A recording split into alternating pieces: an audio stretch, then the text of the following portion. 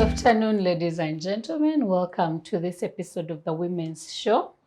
And I'm glad that you're tuning in. Most probably in some place in this country, it's cold, it's either raining or it's hot. And so today I want to dissect the impact of climate change and the power shortages on women. You know, what does that then mean for us while we are advocating for gender issues and women's issues? And today on the panel to discuss this pertinent conversation with me, I have Marion Kirabo. She's a founder for Next Gen, right? Yes. And sometimes a co-host of this very show. Welcome to the show, Marion. It's nice to be here. It is nice to always. have you. And next to Marion, I have Irene Kananura. She's a climate and biodiversity advocate. And I'm very glad that she's here to give us that, the dynamic of what that means for us as women. Welcome to the show, Irene. Thank you. Really great to be here. It's good to have you. And finally, but certainly not least, is Rebecca Juna. Rebecca is an initiator for Young Women's Spaces. It's a platform where women, join the Twitter spaces to talk about critical issues in mentorship, advocacy, and women rights. Welcome to the show, Rebecca. Thank you, Tricia. Ladies, today I'm glad to have you, particularly because, there are very many facets when it comes to climate change for us and biodiversity, and as well as, the impertinent power shortages that are happening. But rightly so, because your voice to it matters for the change that should be able to happen. But to begin us off, I want Marion to, start this conversation on what that means for us when we look at things like, the floods that happen in Bale. We look at the drought that has gone on for a while, months in. And us as citizens, what does that call, especially for women who are at the heart and the center of these experiences? Thank you so much, Tricia. I would say the first thing, it's a wake-up call for all of us. We have been talking about climate change for years now, I think as long as I could remember, whether it was Mavira being cut down because of the adverse effects it would have on climate, whether it was the Kavera ban because of what it was doing to the soil. It has been a conversation for a long time, but the narratives between it would be like, I know, you see, we have so many other bigger problems than climate change. Those are muzungu problems, And we are trying to find food. You're talking about climate change. Yeah. But now the trouble has come at our doorstep, and it's everywhere around the world. We have heat waves in Europe. Here we have had a drought, which people say did not exist.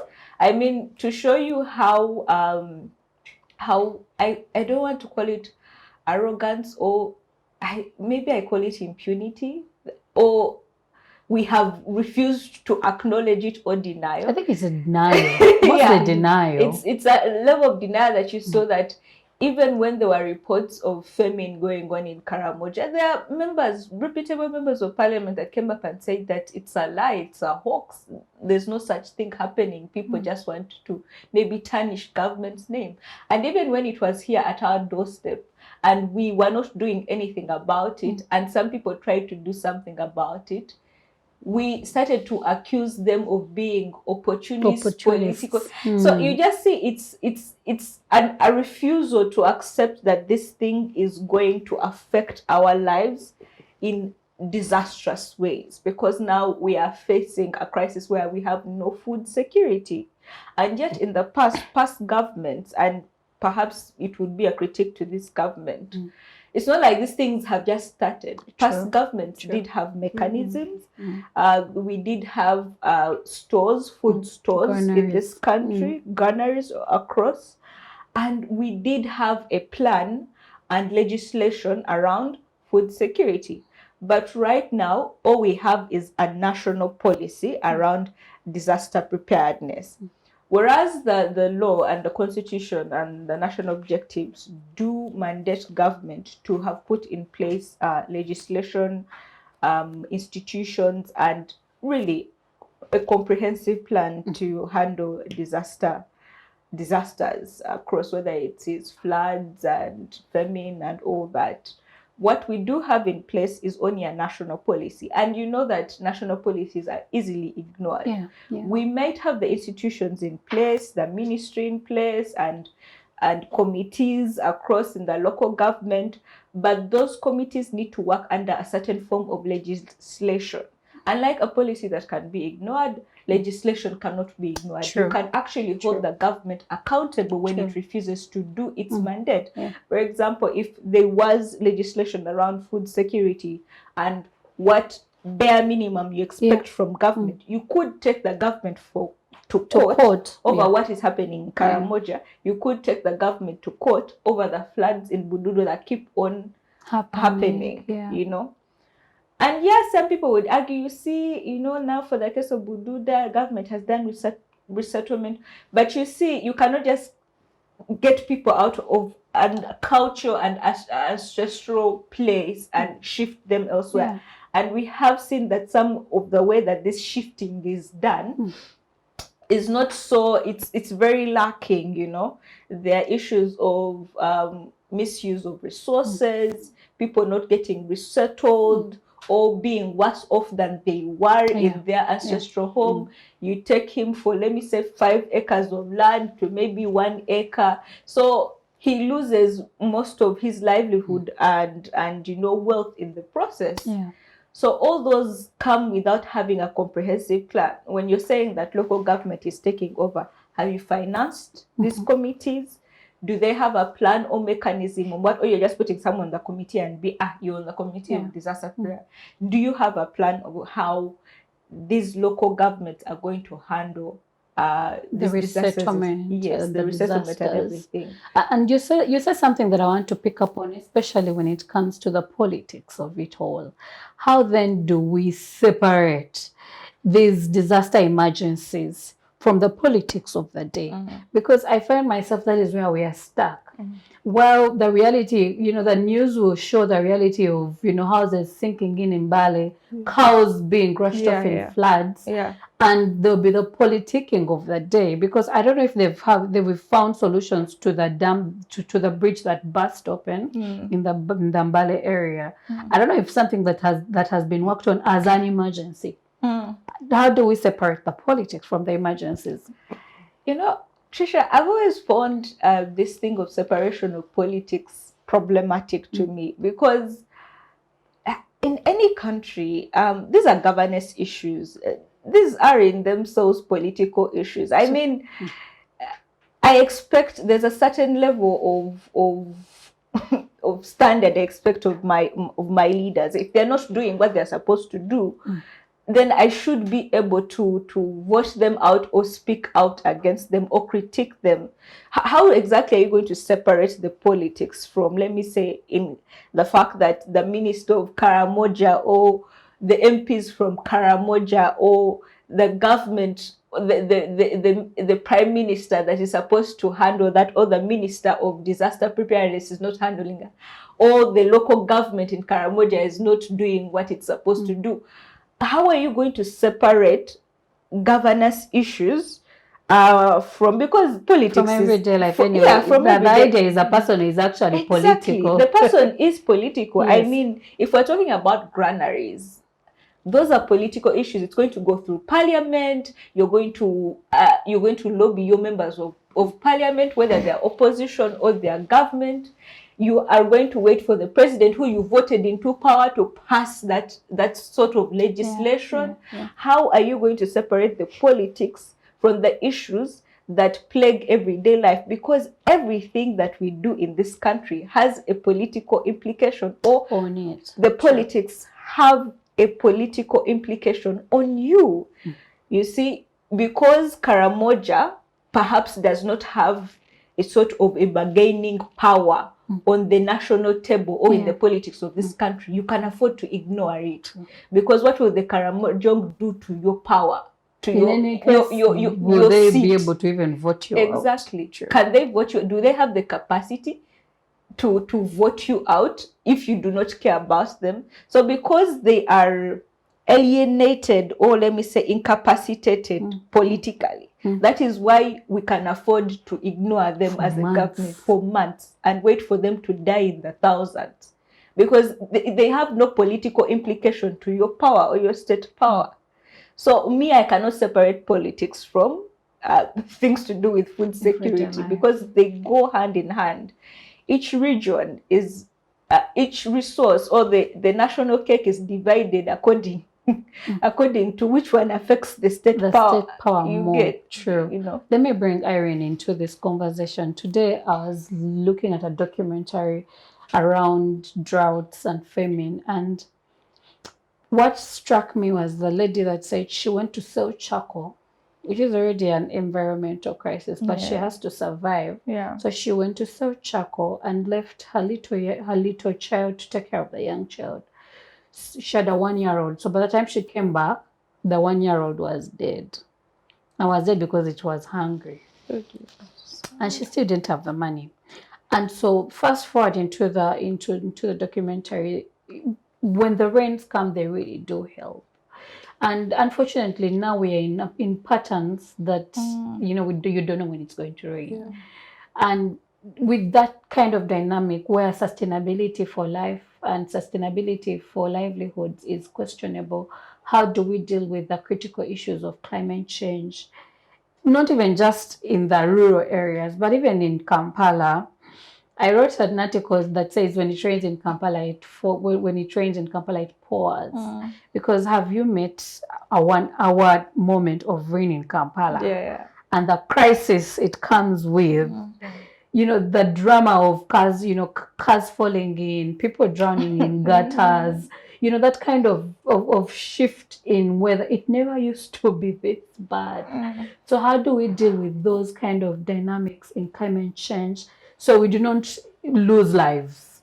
Or in fact, we do not, have prolonged droughts or floods in just an hour's rain. How do we deal with that? Thank you so much, Tricia.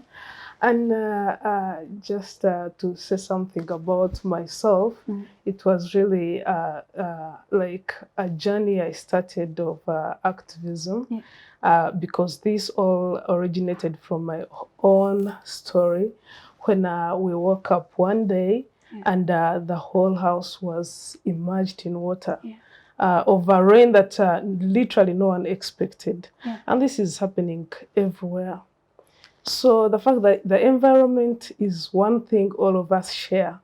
Like she said, people call it the Muzungu Problem. Yes, Muzungu problem. But we are actually the most affected by the impacts. Those guys caused the problem and they have put measures for resilience.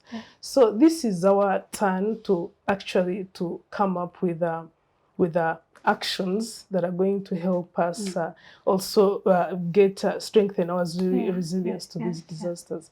So the women are being the most affected by this climate change because they are so vulnerable when it comes to the story that you've talked about.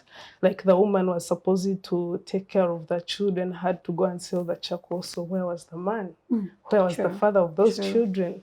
You understand? So whenever all these things turn up, it all goes back to us, the women. We have to come back to make sure that we make it up to our families, our children that we've given birth to. And we are really so desperate that sometimes that we don't have any options of livelihoods. And that's where we start calling upon, I've seen videos of people calling upon government, government, all that stuff. But they always bring in the issue of politics. But we emphasize that when it comes to a matter of life, politics should always be put aside. We first save lives and politics can come up later. So women need to be helped. Some strong women have come up to take up spaces in the climate resilience, engaging in such conversations, engaging in actions like they are trying to establish the small farms, though they are not sustainable. The fact that that small farm can be washed away in just a single night of the rains, like you've seen. When I saw Bali, My heart broke for Mbale people because food was immersed in water. And it was, banana plantations were down. Cattle was in the floods, running off with the floods. How are you going to save, that big cow from running off with the waters? And I don't know, because I have not really seen any active steps that are being taken to actually come through for the people of Mbale. It would be that we would have created, a facility where they can now go as we rebuild, the areas that shelter have been, maybe, yes, yeah. a shelter maybe. For those who have lost their homes. Exactly. It should be that relief has actually reached the Mbale people, because in the days past the floods, most probably they actually do not have food to eat because the saucepans were washed away, the cooking stoves were washed away. And I don't know if we are equally as people detached from that reality, because I feel like we've been resilient to the point where I don't know how much resilience people can be bullied into. So how do we, and I don't know that, I don't have the solutions to this, I don't have the answers. How do we, beyond having community action, how do we plan better? Because sometimes it's actually also on us. I mean, you've heard people that have ever lived in a house in a swamp, and when it rained, it really did rain. It would enter your house. But how do we have citizen action, collaborating with government action in making sure that we are resilient to this kind of times? First of all, like you've talked about the Mbare people, those are community people. Definitely they have like no funds to start something that can get them out of. Definitely government or other stakeholders concerned, maybe donors would come up to maybe create a place where they can put those people to stay.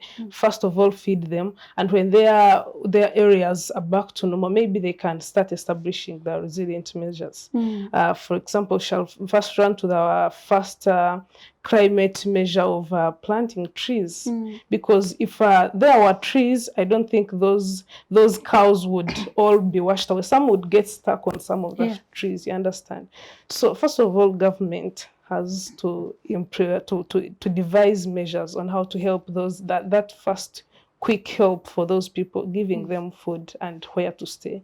And then there is also an issue of gender inequality in when it comes to planning. Women are usually left out when it comes to this planning of you're talking about policy decision making, and they literally have little access to ownership of the land. So it's a man to allow you to plant a tree in his compound, even if you know the importance and you really know how much it would help you, but we need to get included in the planning. That is one first thing. Then women also have to defy the bias they have of saying women cannot do anything for themselves. Gone are the days women these days stand up for themselves. If you remember the fact that whenever a woman's connection to their children, I don't think is as, I'm not a mother, but I feel like it's not so much as deep. A man's connection is not as deep as a woman's connection. That's why whenever these disasters come, a man can easily move on and find a living somewhere in the city, and then you don't know how you can even think of leaving these children out just to live by themselves, So a mother is always affected trying to take care of the children. Their education, feeding them is the biggest difficult thing. So women need to come up by themselves, and these representatives that we have in parliament should start coming back to the people. It's not a general thing. Yes, you're working for the people, you're working for the community, but come up with women empowered, women-led projects to empower women specifically on issues and to do maybe with also on the issue of the parliament. Yes, please. I was very saddened when the committee that was dealing with the Karamoja crisis asked Honorable Agnes Nandu to whether the money had been released. And she said rightly so, the money had been released. And then the next day, the Minister for Disaster Preparedness comes like zero. We have zero. Yes. And so I'm still struggling with every time I talk about, the crisis, the climate crisis, and this especially the famine and the drought. I want to bring you in there, Rebecca. I'm struggling with what the action is. What You is get the plan? And these people have asked for, please. We are not asking for a lot.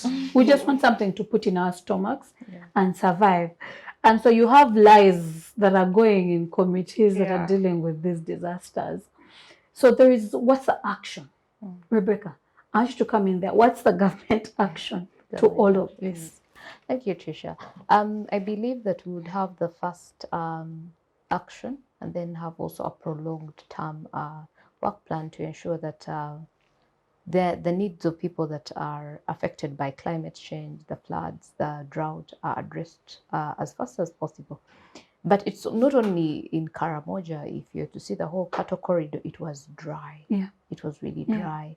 People were migrating. One thing that we also didn't mention is that climate change comes with migration. Sure. Yeah, and it affects the urban communities.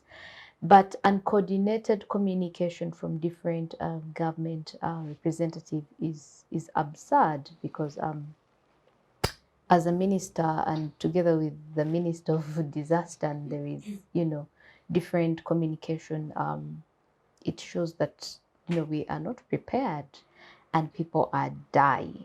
Yeah. And it goes to show that maybe also us, when we are asking for supplementary budgets, when we are asking for budgets of such kinds, we are not prioritizing the needs of the person. And it's not right, but it has happened. What can we do at the moment? Are we going to sit and wait for government all the time? Nope. Because we have said we cannot separate the politics, and with money comes power. And we know there has to be some corruption around that at the end of the day, for somebody to have their money in their pocket before they release.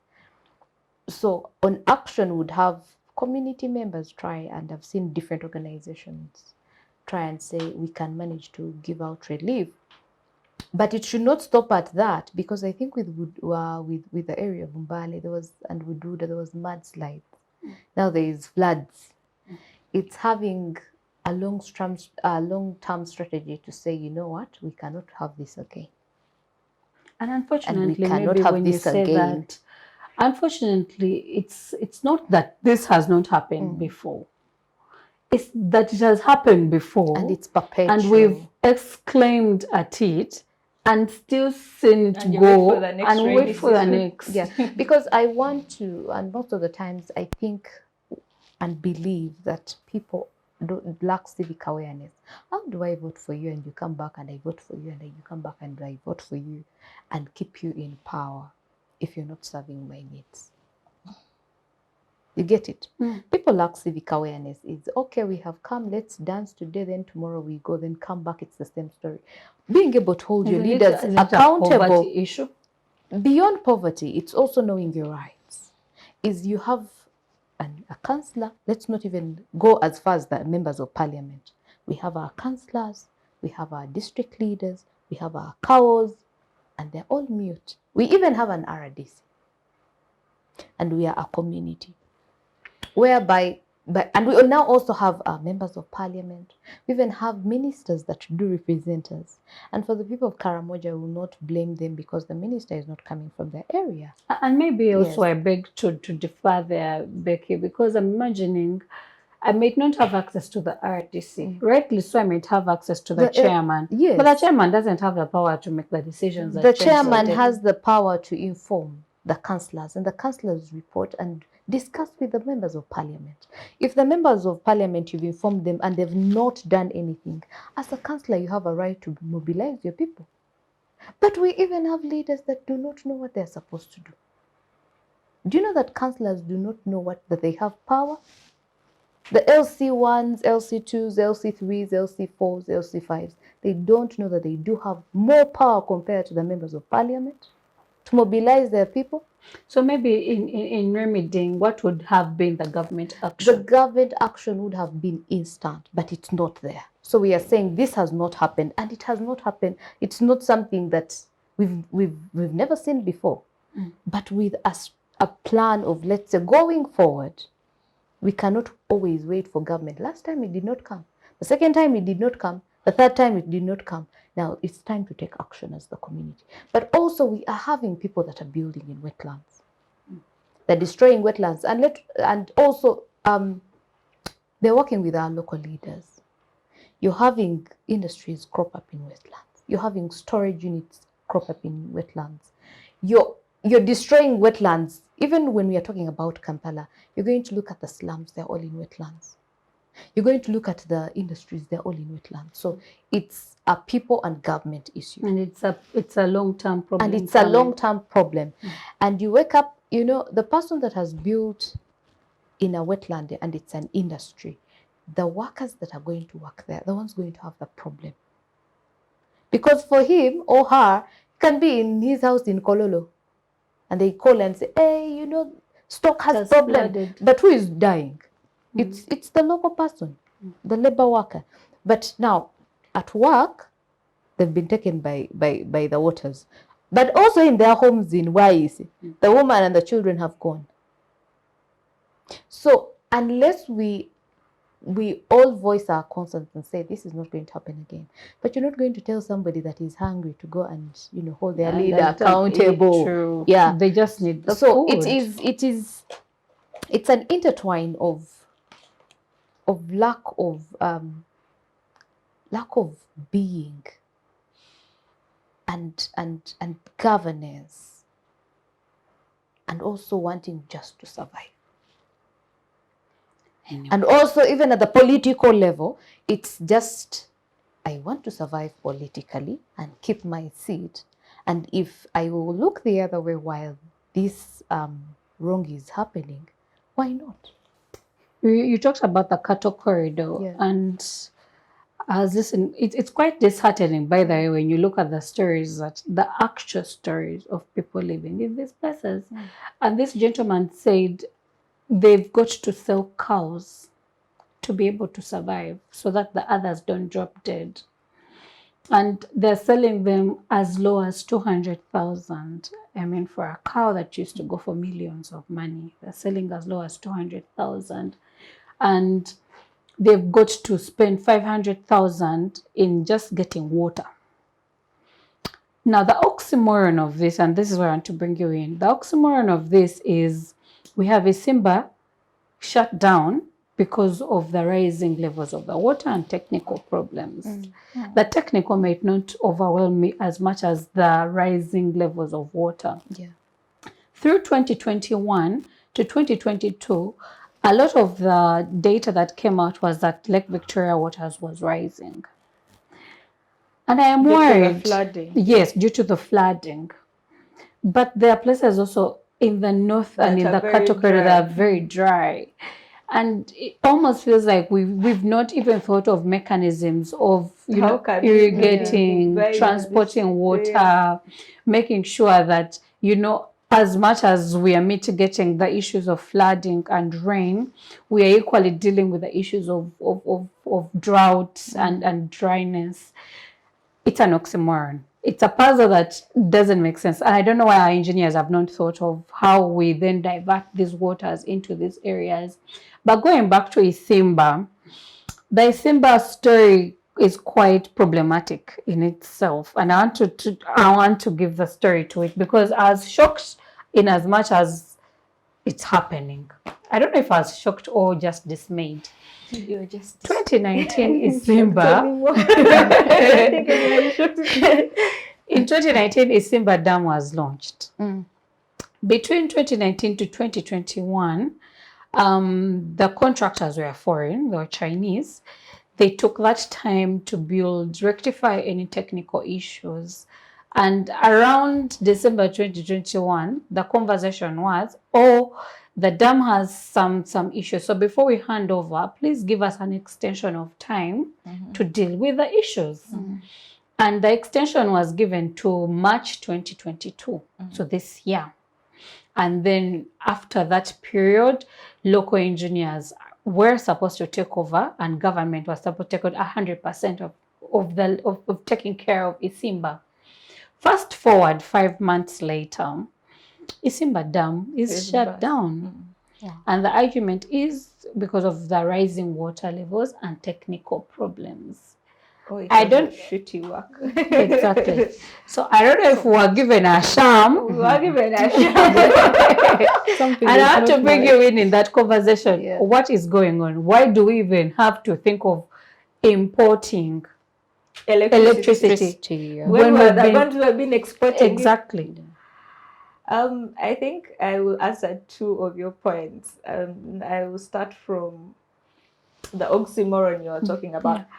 I think the oxymoron speaks more, it should be common sense, right? I mean, if we have some places that are flooding and some places that are dry, I mean, there are countries that are having orchards in deserts. You get? I mean, Dubai is a whole desert. I mean, and they have struggled to like get water from whichever way they can. But you have floods in some areas and have no rain in other areas. The thing would be, how can we divert or transport, or what are the easiest ways that we can get this thing on the road? But when you are told about, okay, how do we prevent famine and all that, for you, your irrigation mechanism is getting a bicycle and a jerry can, as if that will be enough, and you go and you water plants and irrigate.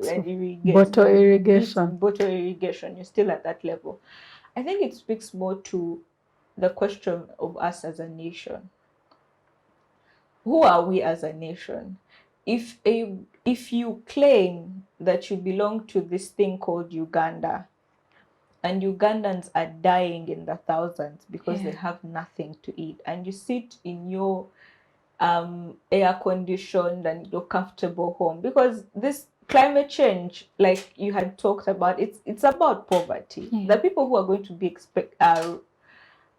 challenged the most or are going to feel its effects are the people who have no way out. They cannot afford to shift from the slum and swampy area to the high hills of Kololo, you know, or Vintinda. Those are people going to be affected. The people in Bwaise who live in those shitty slums because they cannot afford rent for a better place, you know. The people whose source of livelihood is only cattle and outside because they are illiterate, that has been their way of living and livelihood.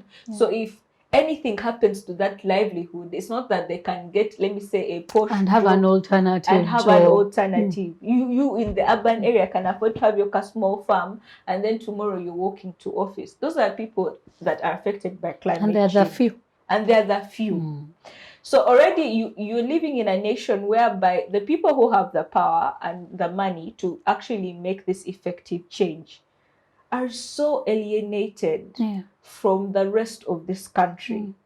In terms of class, wealth, even tribe.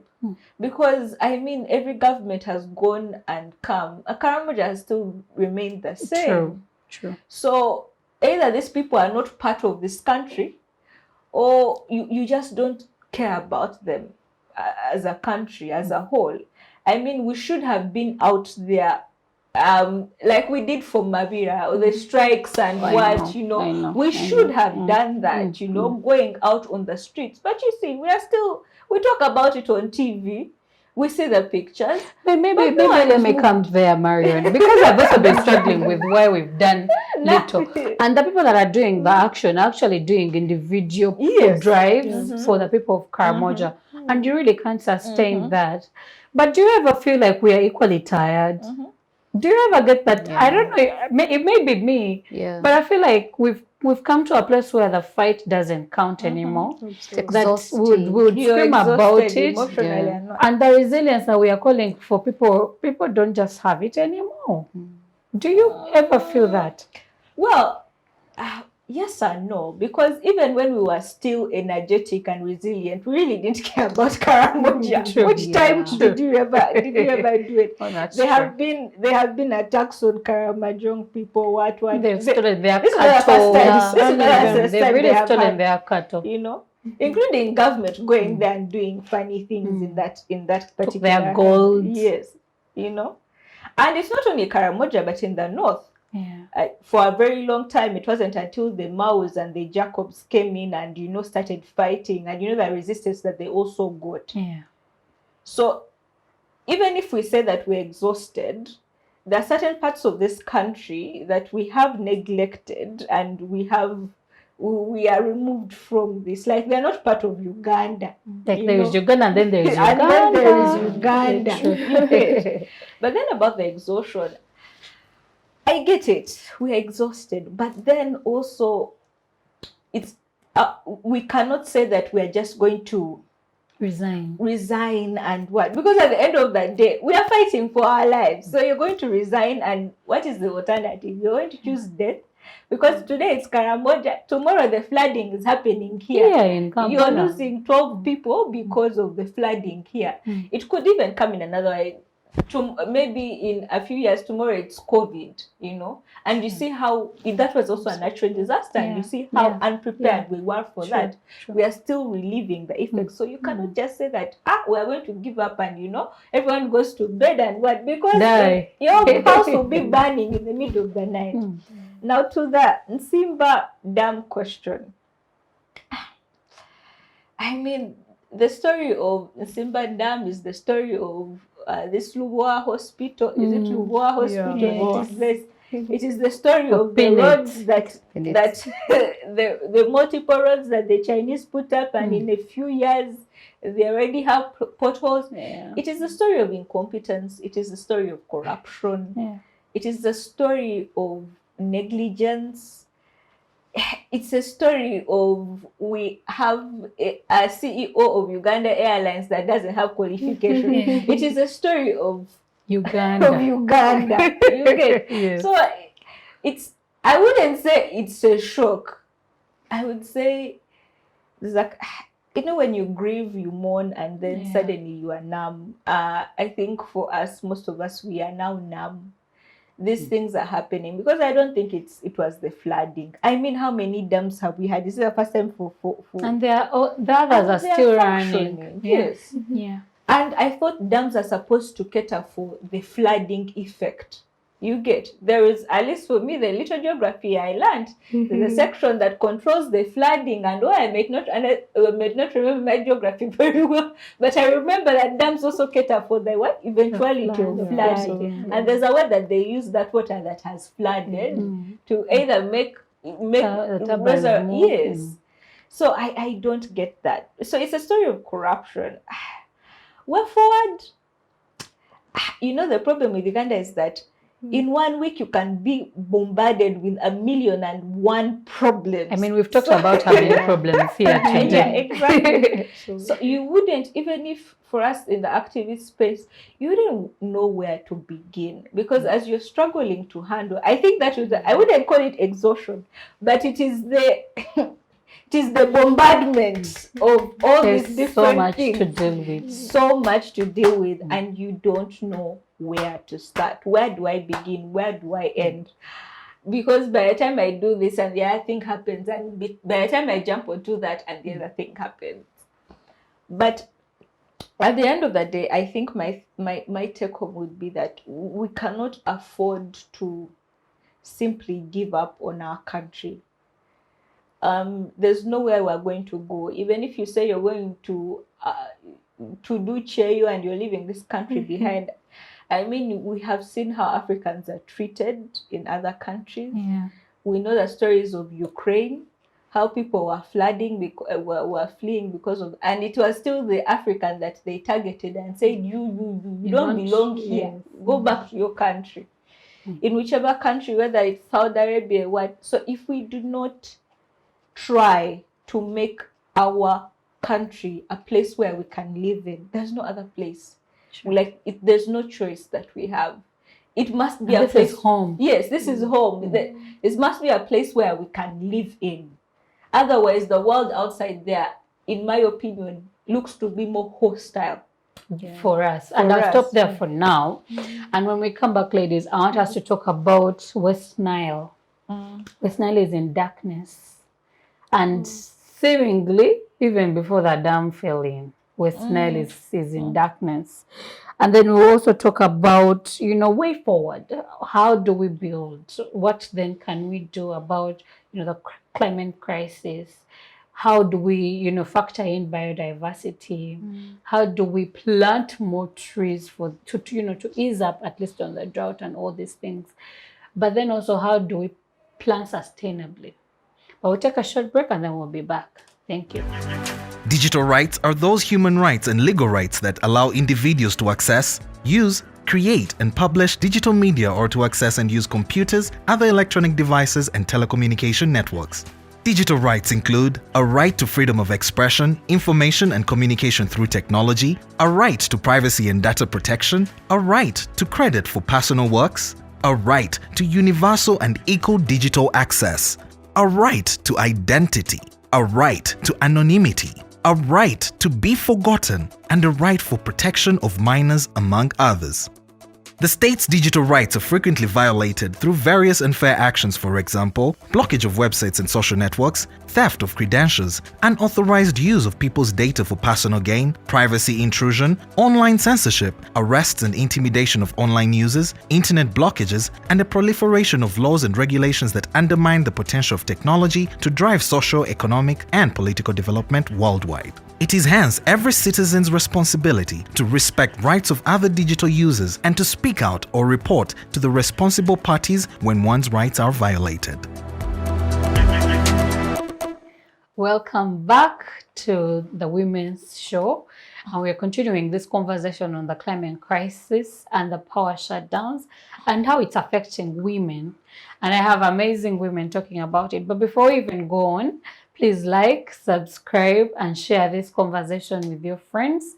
And come back because there is a lot to see on Civic Space TV. And ladies, we were talking before our break about, Isimba Dam. But then I want to now go into the conversation on the West Nile power shutdown. And I don't know if you've been privy to the fact that there was a citizens petition in Parliament on the power problem in West Nile. And they were supposed to begin town halls. Some were cancelled, and I think they're rescheduling for later. But it was tabled before Parliament that really we need to deal with the West Nile problem. But I want to talk about what that means. Our whole region is in darkness. I almost feels like life is going on, but we know life can't move on without the lights being on. And Irene, I want to bring you in there. Because as a country, we have a lot of hydroelectricity. That's water. I almost feel like we've managed to keep most of Kampala on, and with very many, shutdowns here and there. But how do we go forward when it comes to West Nile? How do you advocate better? Well, I'll first give you an example of your own life where you used not to have a phone at some point, and right now you feel like you can't live a day without a phone.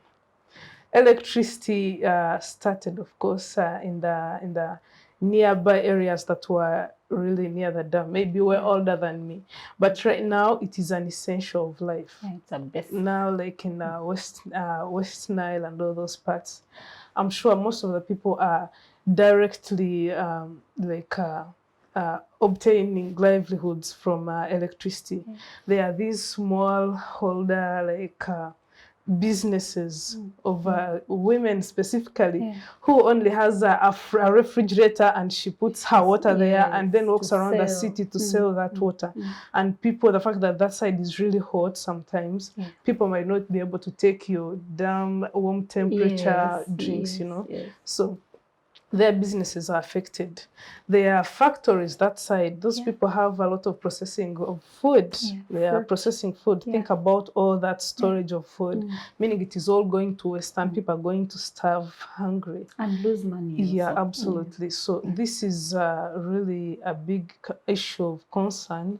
And I don't know how people would solve it. I would think of using solar, but that is also not effective because it has a little, like, there are things, big electronic things that cannot be powered by solar. So this should be an issue that people should have come to think about very fast and take action, effective actions to help the people. And I wouldn't want to focus this so much on government, but who else do we have to And I know to? there are private entities that private sell entities. electricity. But they can't do it alone, obviously. They can't do it. First of all, even our own electricity here, for them to establish it at your own home, there is an amount of fee to pay for the electric poles they give to you. These people are not in position right now to get that money to pay, you know, even if there was someone to bring the electricity to them. So what are the sustainability measures that we could help these people with? Can we tell them to start living by without that electricity? That cannot happen. Just like you get used to something, you adapted something, and then all of a sudden you are cut off.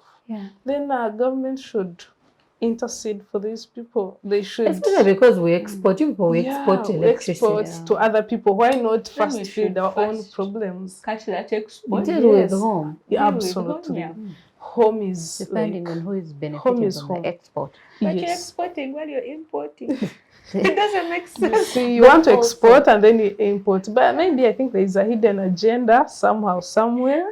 And Rebecca maybe come in there. Yeah, absolutely. Few people, we are going to export over 60,000 megawatts of electricity from Kenya.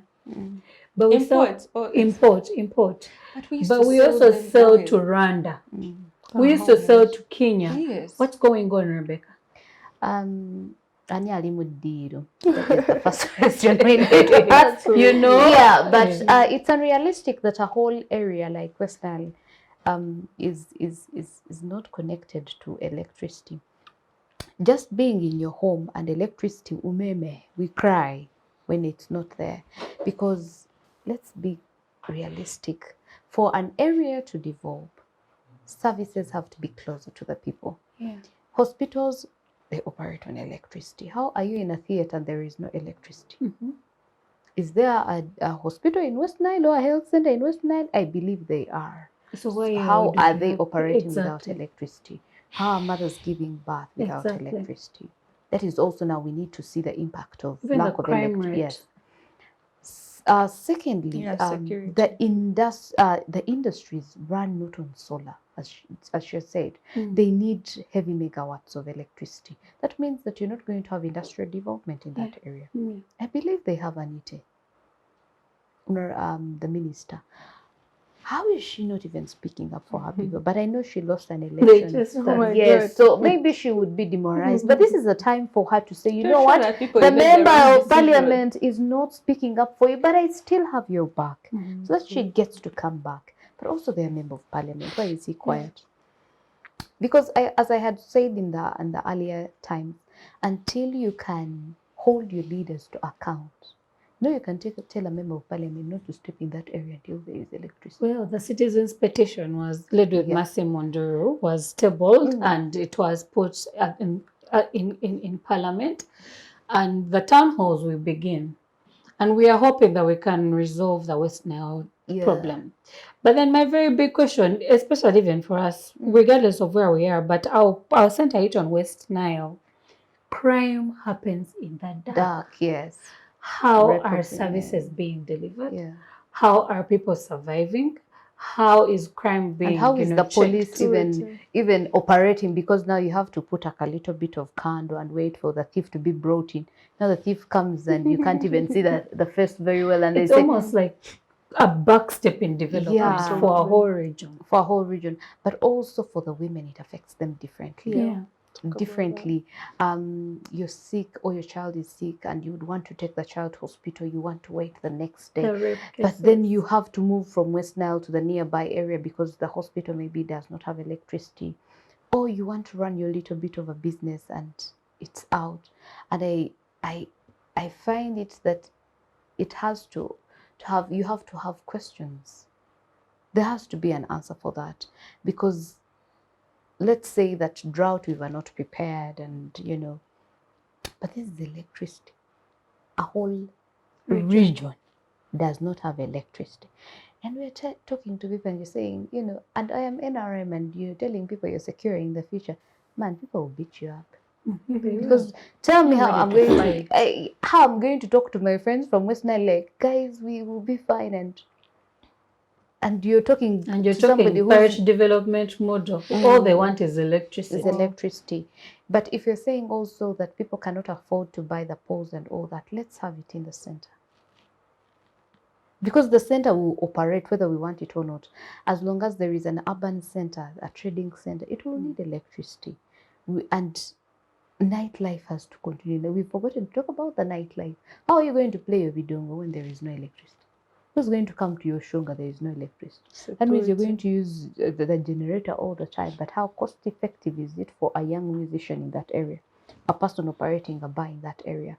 A person doing the chips at night? And those are usually women. How am I going to be frying potatoes in the dark today? Because people are not going to appear. So, and what is the ministry doing? We cannot keep saying, I'm more concerned, and maybe bring Marion in there. I'm more concerned because it almost feels like our government is doing us a favor to deliver some of these things. But these are citizens that are paying taxes. Yeah. But I walked to Nebi, and the road to Nebi, yes, right now it's under construction, but it is less than 2 years old and it was already damaged. Wow. You enter into Nebi and there is no case of lighting. Like you would, it's very sporadic.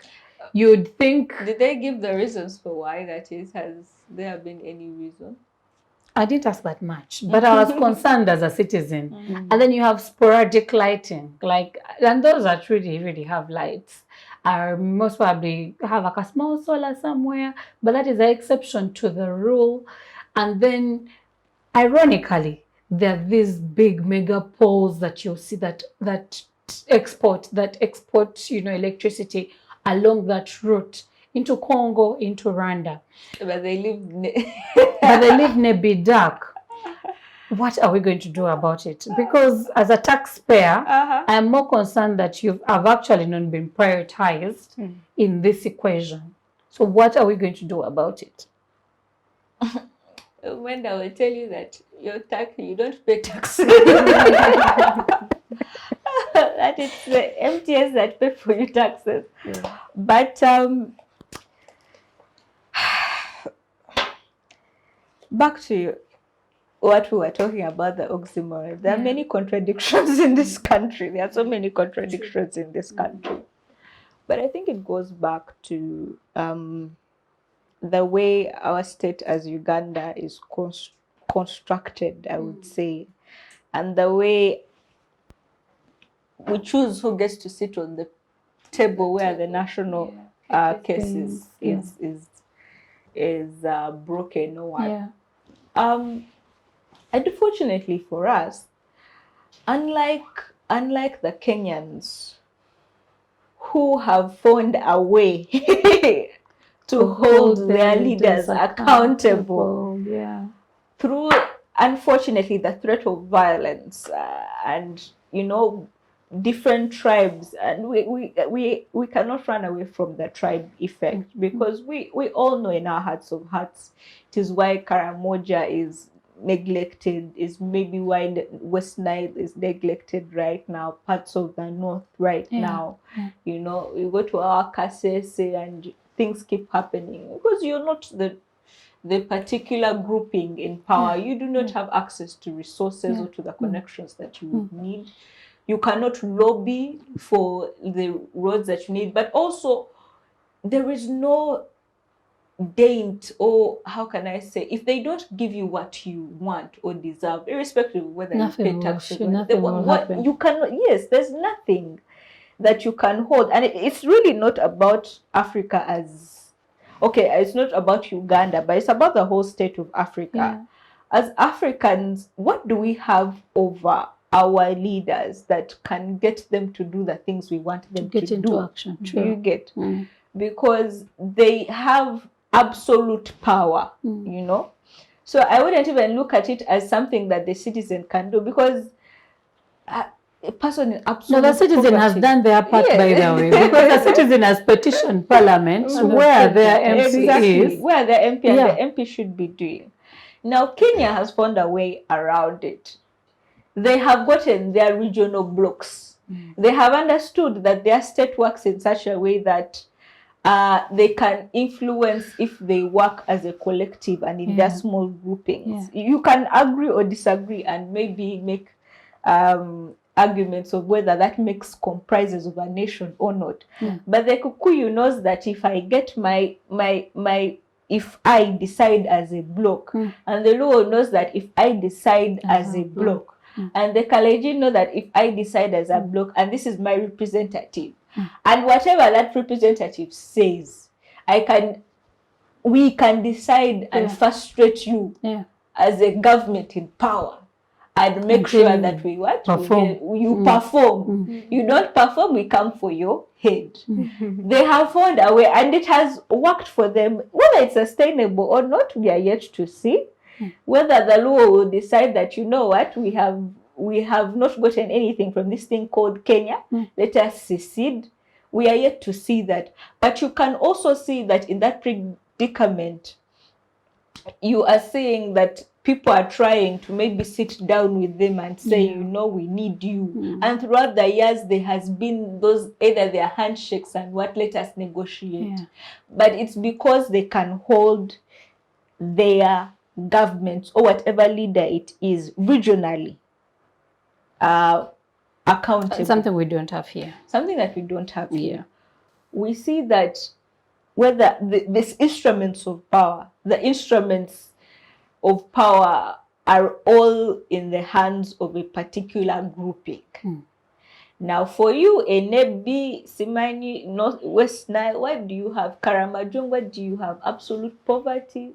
Oh, we've done it before.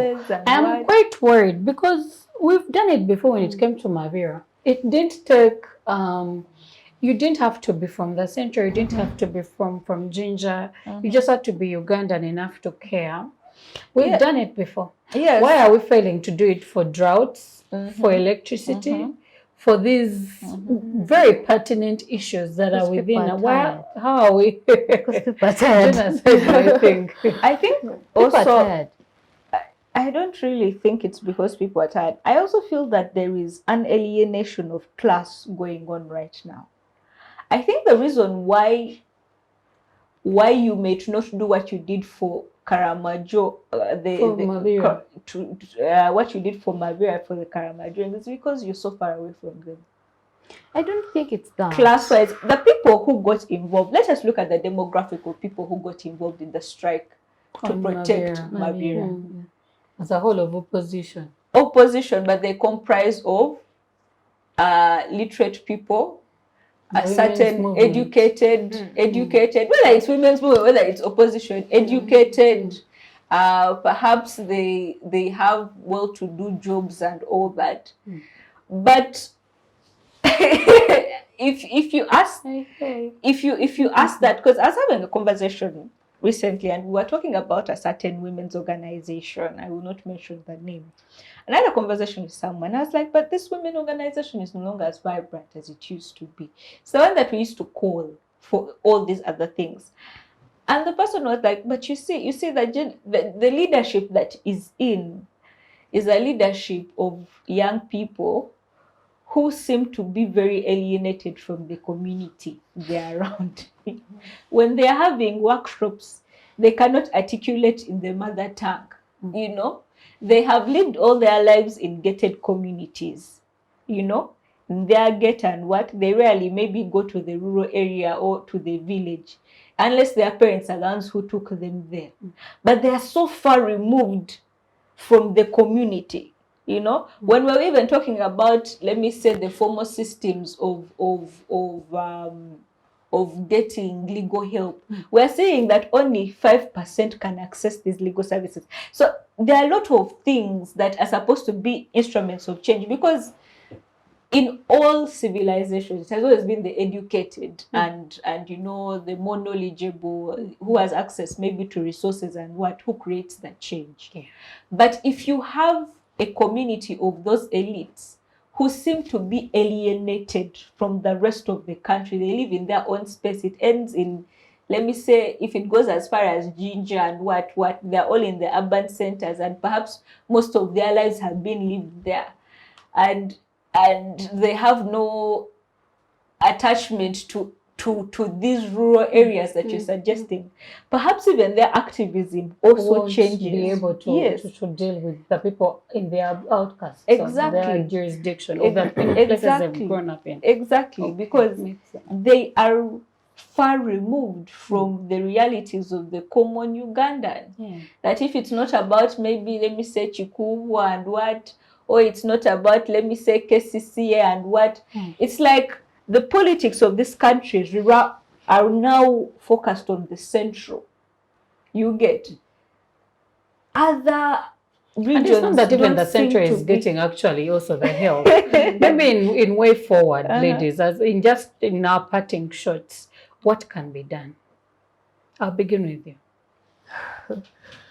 Yeah, first of all, Tricia, before you say, I wouldn't say that exactly. Remember what happened with the coffee bill? When Brandon comes up and asks me, where did it go? Didn't it die? It died. So I would not say, really, I wouldn't say that is a fair analysis.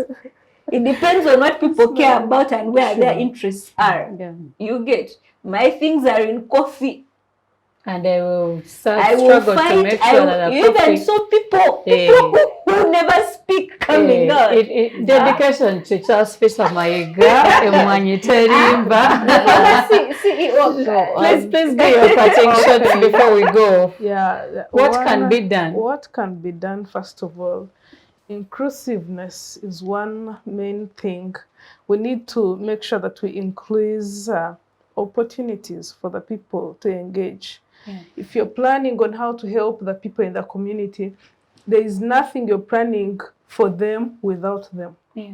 You cannot plan for me, you cannot plan for my future without me, because this world changes all the time. You don't know what is coming ahead. It's not the life our grandfathers lived that we are living now. So if you want to help the people, engage them. Don't come and lay a strategy, sit in parliament, design. There is a saying that Uganda has the most, I think, strategic laws or policies, but these policies are hardly implemented. They go to waste, you understand? So if you're planning for people in the local community, go directly to the ground, get to know about their needs. She was talking about the distance that we have, the gap that we have. The people are living a way far class life than the people on the ground that they're helping. I was wondering why that, because people thought that the Karamoja problem would be solved making the first lady the MP of the area.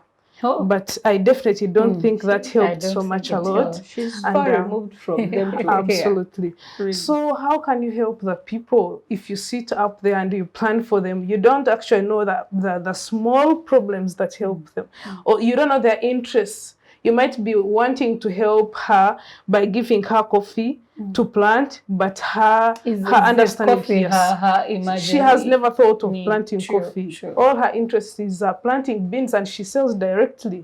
You understand? So if you're planning for the people, go back to the ground. If you can't reach there are always people willing to reach there. Activists are there to make the voice. We don't take so much of the action because we literally don't have the support we need. We are trying to lobby for that, but it comes with time. So if you cannot reach the people directly, empower others to get to the ground, correct the exact interests of the people, their priorities. And in that way, that's how you'll get to learn about their problems and devise sustainable measures to help them. So inclusiveness and giving access to participation is one thing that would help the people Yeah, thank you. So my last word is you cannot help the people without The people. the people. Yeah. Thank you. Thank you very much, Rebecca. I believe that we need to rebuild, re-strategize, and work with the local power structures. With an example of Uganda Kingdom, OHT Vakatikilo Maiga showed us how you can decide that this is not going to work for us and we don't want it. And that is what I was telling you. You have good leaders, you're going to get top-notch service. He refused. The Uganda Kingdom took a stand. So are we going to use the power structures at the local level? The cultural leaders to stand, the religious leaders to have one voice, because we cannot say that there was activism before. We are saying that the activism was also disorganized by power, by money, by positions of giving you a little bit of a position. But if we still have common ground that we can meet and agree with one common agenda, then I believe that we'll have a rebirth. Thank you so much. Marion. I don't have I can feel the sigh.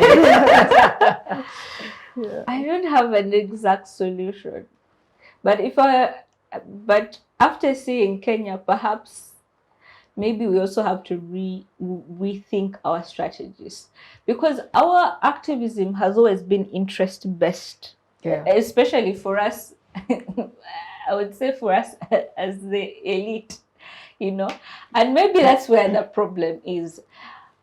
And this disconnect that we have, because we need the Muntu Awansi if we want whatever overhaul revolution that we're talking about. So if the Muntu Awansi does not respect our ideas of, let me say, governance, or our ideas of leadership, or what, so what does he respect? Can we rethink and see what does, for example, if I want to get, yes, the people of Karamoja are poor, they are hungry, but the only person who's going to fight for them is themselves, right? Yeah. So how are you going to empower a community that is impoverished, but And also hungry. does not think, and hungry, but also does not think the same way that you do? Yeah. I think then we should rethink, what do they respect as a community, They're cattle. Their cattle. So how do you use that, the thing that they have, to empower them and get them to demand for more? You get? What do you use with the people of West Nile? How do you make them part of that? Because you want them to hold their government accountable. How do you make them understand that they need to choose the right leaders? Or when it comes to an election, yes, there is going to be military and what, but I mean, people have removed military governments before. I hope I will not be picked up. And it's okay. The drone is outside waiting for you. What color would you want your drone in here? Yellow. But these things have happened. We're not the first country that has been under dictatorship. We're not the first country that has been under this type of subjugation. Yeah. But how do we bridge that gap? Because I really feel like the problem that we have is that it becomes a Besigye struggle. Yeah. It becomes a Bobby Wine struggle. Yeah. It becomes a feeder struggle, women's movement struggle. And it seems like the rest of the country is not involved and doesn't seem to care. It doesn't care when Isimba Dam is what? Is shut down. But when coffee, which affects the common farmer in Buganda, is touched on, it becomes a big what? Issue. Yeah. So what are the things that people care about, and how can we build around those things so that we can hold our leaders accountable? I think that should be a reflection for us in the activist space. That if these things of, let me say, going to court and what are not working, how can I go to maybe these local ways of administering justice? How can they work for the people? So I think that is what we need to think deeply, and think on the level of this person that we're trying to help. And maybe the Kenyans can give us a thing or two to learn from. Yeah. Thank you very much. The stories within this country can depress you, but then also they should be points for action. We don't have all the answers. And so we are hoping that we spark conversations to help us find answers. Karamoja is still struggling with hunger. If you can help, please do. Reach out into the communities and find a way of helping the people of Karamoja. West Nile is in darkness. If you can help, please do. If you can join the town halls to have these conversations, please be there. There'll be flyers from Parliament on where the town halls will be held.